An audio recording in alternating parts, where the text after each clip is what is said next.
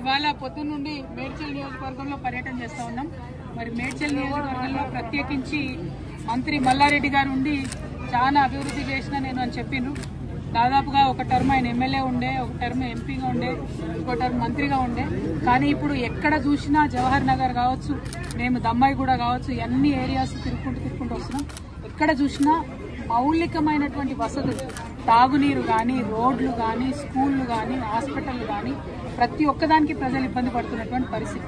అన్నిటికన్నా దారుణం ఏంటంటే ఇంత పెద్ద మేడ్చల్, మొత్తం ఇండియాలోనే అతిపెద్ద ఎమ్మెల్యే కాన్స్టిట్యున్సీ అని చెప్పుకునే మేడ్చల్లో, హైదరాబాద్కి కూతవేటి దూరంలో ఉన్న మేడ్చల్లో ప్రభుత్వ జూనియర్ కళాశాల కావచ్చు, ప్రభుత్వ డిగ్రీ కళాశాల కావచ్చు తక్కువనే. మొత్తం ప్రైవేట్ పరం అయిపోయింది. ప్రైవేట్ ఎడ్యుకేషన్ హబ్గా మారిపోయింది. గంజాయి గడ్డగా మారిపోయింది. మొత్తం మేడ్చల్ తప్పితే అభివృద్ధి వైపు అడుగులేసింది లేదు. ఏమన్నా జరిగింది మేడ్చల్లో అంటే కేవలం ఇదివరకు టీఆర్ఎస్ ప్రభుత్వం ఉన్నప్పుడు డంప్ యార్డ్ సమస్య కొంత మేరకు తీరింది. ఇప్పుడు కాంగ్రెస్ వచ్చినాక అది డబుల్ త్రిబుల్ అయింది, 2-3 గుంటలు అయిపోయినాయి. అదేవిధంగా అంతకుముందు కొన్ని పెన్షన్స్ వచ్చినాయి, ఆ పెన్షన్స్ ఇప్పుడు పెరగలేదు. అంతకు మించి మేడ్చల్లో నేను పూలమ్మినా, నేను పాలమ్మినా అని చెప్పే మల్లారెడ్డి గారు పూలమ్మడం, పాలమ్మడంతో పాటు అనేక ఎకరాల భూమిని కబ్జా పెట్టిండ్రు. 2 రోడ్డు విస్తరణ ఏదైతే జరగాలో జరగకుండా అడ్డుపడతా ఉన్నారు. వారి కాలేజీలు, వారి యూనివర్సిటీలు తప్పితే ప్రజలేం బాగుపడ్డారని చూస్తే మాత్రం దారుణమైన పరిస్థితి. ఎందుకంటే గవర్నమెంట్ కట్టించిన డబుల్ బెడ్రూమ్ దగ్గరికి పోయొచ్చిన మేము పొద్దున 4000 మంది ఉన్నారు. 4000 మందికి 2-3 బస్సులు కూడా లేని పరిస్థితి. మరి మినిస్టర్గా ఉండి, లేబర్ మినిస్టర్గా ఉండి కనీస మానవ హక్కుల కోసం ఆలోచించాల్సింది, అది చేయలేదు. ఇప్పుడు జవహర్ నగర్ మొత్తం ఏరియా అంతా చూస్తున్నాం. అందరితో కూడా 58, 59 జీవో కింద పైసలు కట్టించుకున్న రిజిస్ట్రేషన్. ఎందుకోసం కాలేదు రిజిస్ట్రేషన్? ఎందుకైతే లేవు? ఎట్లా మేయర్ గారి కుటుంబ సభ్యులకు రిజిస్ట్రేషన్ అయిందని చెప్తా ఉన్నారు, మల్లారెడ్డి గారి కుటుంబ సభ్యులకు రిజిస్ట్రేషన్ అయిందని చెప్తున్నారు. వాళ్ళకు మాత్రం రిజిస్ట్రేషన్ అయ్యి సామాన్య ప్రజలకు ఎందుకు రిజిస్ట్రేషన్ కాదు? ఎవరు కాపాడుతున్నారు మల్లారెడ్డి గారిని?